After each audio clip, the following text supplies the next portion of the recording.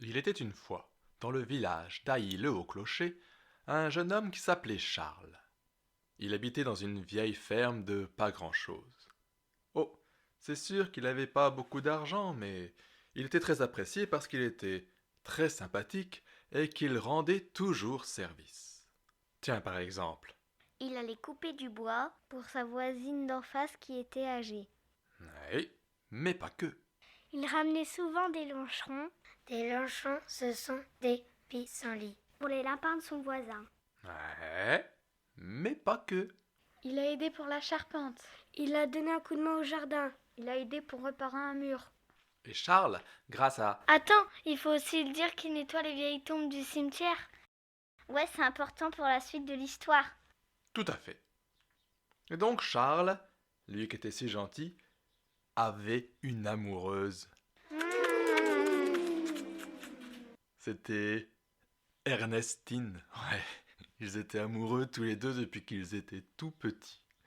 Même qu'un jour, pour impressionner Ernestine, Charles avait fait ce petit jeu où on prend une feuille de houx, on la tient entre le pouce et l'index par les petits pics, et là, sans tenir trop fort, on essaye en soufflant dessus de la faire tourner comme un petit moulin.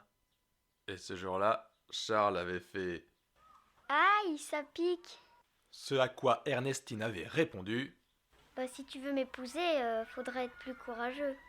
Bon, Charles et Ernestine étaient aujourd'hui des adultes et ce dont ils avaient vraiment envie, c'était de se marier. Mais le père d'Ernestine, qui était un riche fermier, n'était pas trop d'accord. À vrai dire, il n'était pas d'accord du tout. Sa fille se mariait avec Charles, un fermier qui avait une toute petite ferme de rien du tout et pas d'argent. Impossible. Tant que Charles serait pauvre, hors de question qu'il ait sa fille. Et un soir, Charles et Ernestine se sont retrouvés comme d'habitude derrière l'église, et là il lui a annoncé qu'il avait décidé de partir. Il ne pouvait pas rester là sans l'épouser. Il partirait sur les chemins à droite à gauche chercher, je ne sais pas moi, un métier, quelque chose pour devenir riche. Et là il reviendrait et il pourrait peut-être, s'il y arrive, se marier avec elle. Pour leurs adieux, Charles et Ernestine ont gravé leurs noms sur la pierre calcaire de l'église.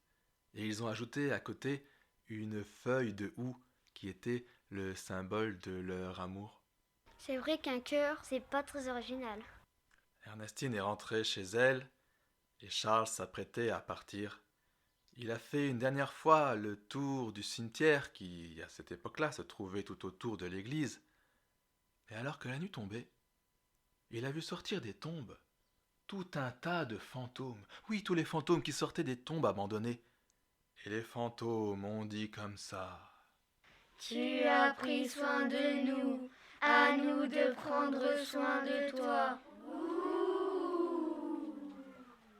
Et un chat noir est apparu, qui s'est collé aux jambes de Charles. Les fantômes lui ont dit « Suis le chat noir, marche tous les soirs, dors le jour, et le chat te mènera vers la richesse. » Et Charles a marché pendant des semaines, des mois, des années.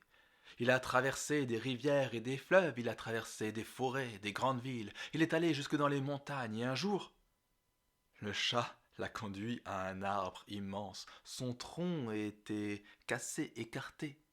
Et à l'intérieur du tronc, il a plongé la main et il en a sorti un petit coffre. À l'intérieur, il y avait des richesses. De l'or, de l'argent et des diamants.